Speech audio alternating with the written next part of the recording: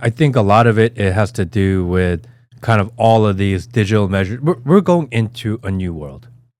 Sure. The digital machine, the digital overlord, the big brother is real. Yeah. We used to say that before, but like it's even more real now than it was before. I mean, first, what they're doing is they are taking away people's freedom of speech. Mm-hmm.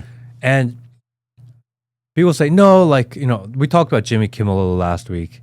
And like, oh, yeah, the guy was a hack. So whatever, we don't really care. But at the same time, like, you shouldn't cancel people. Right. No, well, he's back now. Well, he's back now. He's crushing it, which is ironic. Not ironic. Like, you make a big deal about it. He comes back, he's going to do bigger numbers. So, like, you guys all fucked that up. Yeah. Because now he's more popular than ever before. Of course. But Trump put out this tweet about Jimmy Kimmel, which I really found concerning. Mm. Will, do you have that tweet? It says, I can't... You want to read it? I'll read it. I can't believe ABC fake news gave Jimmy Kimmel his job back. The White House was told by ABC that this show was canceled. Something happened between then and now because his audience is gone and his talent was never there. Why do they want someone back who does so poorly, who's not funny, who puts the network in jeopardy by playing 99% positive Democrat garbage? He is yet another arm of the DNC, and to the best of my knowledge, that would be a major illegal campaign contribution. I think we're going to test ABC out on this. Let's see how we can do. Last time I went after them, they gave me $16 million. This one sounds even more lucrative. A true bunch of losers. Let Jimmy Kimmel rot in his bad ratings. Wow. That sounded like a temper tantrum from a 13-year-old girl. There was a time where I enjoyed Trump tweeting. Those were good times. 2016, 17, Orange 18, Man 19. bad Orange Man tweets. Bad. It was entertaining then. Those were good times. He just hasn't adjusted. He's doing the same thing that he did, and it's getting old. That's a good point. He does this temper tantrum, and he does something really dangerous. Number one, he's like, hey, the White House knew, and we had to talk with them. But isn't that part of the art of the deal is to go extreme and then pull back, negotiate? I don't think he believed. I don't know if he's actually ever read his book or he's the one that wrote it. You know what I mean? A good point. Because in this tweet, he gave a lot of clues. Number one, the White House can get involved in talking and removing people and in the know on that. That's suspect. Sketch. Number two, he put a dollar amount on it. Basically like, hey, if you guys don't remove it, you guys paid this much money last time, we're going to go after you for more money. Now you are threatening with economic. This is concerning. You shouldn't, the President of the United States should not be doing this. That's a good This point. is not any different than what Biden did. Because Biden went and told the social media companies, do not remove these people, shadow ban these people, remove these videos, remove these ideas, remove these memes. He did that. And, a couple of states sued the Biden administration, and the Supreme Court, I think 2 months ago, said, you know what?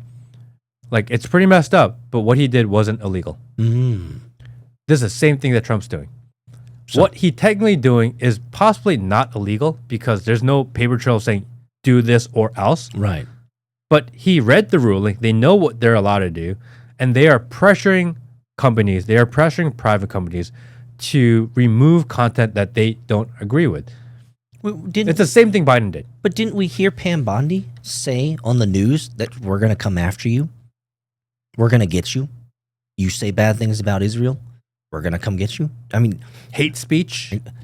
Exactly.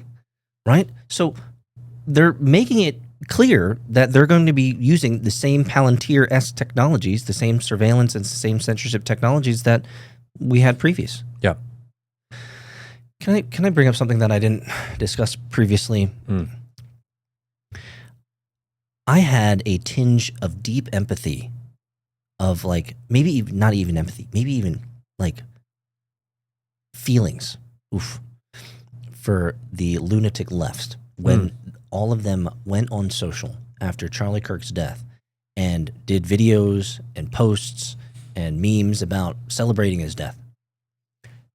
Why did I have a tinge of feeling for these individuals?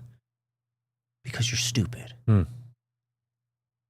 The machine now knows every radical leftist who hates Charlie Kirk. You've been cataloged. You've been added to a database column You now have a flag next to your name, next to the entirety of your digital entity that you are potentially part of the radical left. Are we not under the command of the radical right? Do you think the radical right could leverage such information against the radical left, who volunteered in a moment of emotionality their true feelings about Charlie Kirk?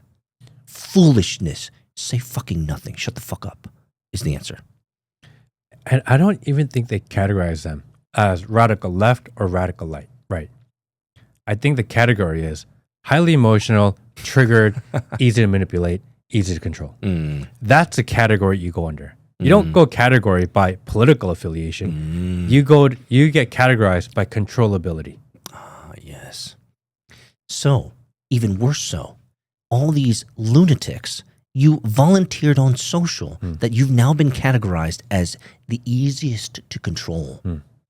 Like, I don't know, you probably didn't because you're busy and there's 1,000 people sorring you all the time online, all over the place. SAR. Seriously. But because I'm in control of my own timeline on X, if you scroll my X, you'll see zero color commentary about Charlie Kirk. Do I have feelings and opinions that I've made clear on the Matt Kim podcast? Absolutely. But I did not post anything about Charlie Kirk's death. And the reason is I just had a moment where I was like, you know what? I don't want to get boxed in and categorized in a database right now. So I'm going to say nothing. And that's exactly what I did. What are your thoughts on that? Do you think I'm directionally correct in that feeling that the Palantirs and the social apparatus and the controlling, systems are collecting all of this and they're boxing us in, they're figuring out how to control us better? Is that part of this narrative game? Yeah, I agree 100%. I think that everyone is in the process of being categorized. Everyone's being put labels on. What X did well is that they figured out how to label people based on who they speak to, who they associate with, who they follow, who they react to, who they like, who they reshare, who they comment on, who follows them. Yeah. And they were able to take all that information and categorize people and give people ratings, give people into different groups, and then they can amplify and de-amplify certain groups based on who you are on X. Yes. And they're taking that model, which they've tested successfully, and they're rolling out to the overall population. And then they're going to do it to the children, to the younger generation, because now they're going to use that method of algorithmic control within TikTok. Yes. Which is the same. People don't know, Larry Ellison, he owns TikTok and X. X is not like this Elon thing. Larry Ellison is the biggest holder and shareholder of X also. And they're going to be sharing algorithms because it's economically efficient. Of course. Were they going to build their own? So something just popped in my mind. Before X, the conservative right did not have a place to land. Thanks to Elon, he has now created the home base for the right. The honeypot. It's a complete X is the right's honeypot. Whereas Reddit, 4chan, whatever, that's the left.